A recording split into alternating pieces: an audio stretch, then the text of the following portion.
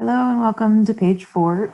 This is the single step reaction page. So we're going to fill in the box with the missing reactant, reagent, or product to complete each reaction. And we're going to add stereochemistry if it applies. In the first reaction, we're adding an OH group and a bromine to the 2 carbons of the alkene. The electrophile that we're going to add is molecular bromine that comes in there first. And when this is done in water, then in the second step, that OH group adds to the other carbon. Here we're going to identify what water and sulfuric acid actually add, and that's an OH group on one carbon and a hydrogen on the other. Now in this case, we have a different hydrogen next door.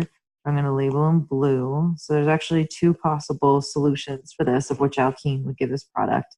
And on the red team, if you put a double bond in between where the hydrogen are and the OH group, the hydrogen and the OH group are in red, and you're going to have a double bond right there, and then don't forget about this methyl group.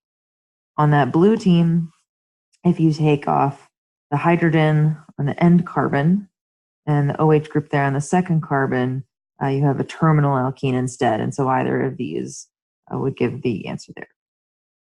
The next one, we're making an epoxide. This is done in the presence of a peroxy acid. It adds in 1 more oxygen. It's a peroxy acid could also be written as RCO3H, and the specific example of that is NCPBA. So any one of those 3 is fine.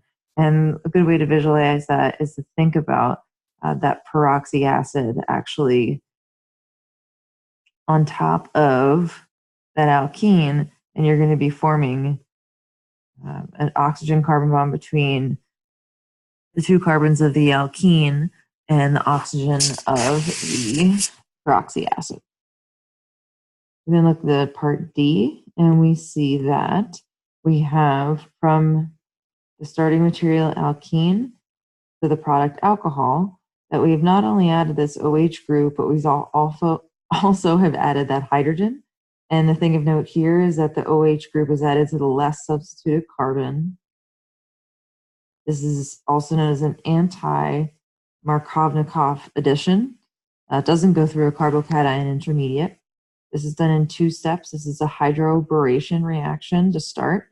We add a boron to the less substituted carbon and a hydrogen to the more substituted carbon. The second step is an oxidation where that BH3 group is replaced with an OH group or an alcohol group. In the next reaction, we have catalytic hydrogenation over palladium on carbon. This is going to take place by a syn addition, and you can remember that by thinking about the palladium catalyst and how the hydrogens are kind of stuck on top of there, and then the alkene comes in all at the same time and delivers, the hydrogens are delivered at the same side of that of the alkene. We're still going to have a 5-membered ring. We're going to have 2 methyl groups, 1 here and here, wherever those alkenes were. We have 2 newly added hydrogens that are once again added syn. The 2 methyl groups are then pointed back. And if you were to draw this without the hydrogens, that's fine. But you would want to make sure that the 2 methyl groups are cis, whether you write them both wedged or both dashed, doesn't particularly matter in this case.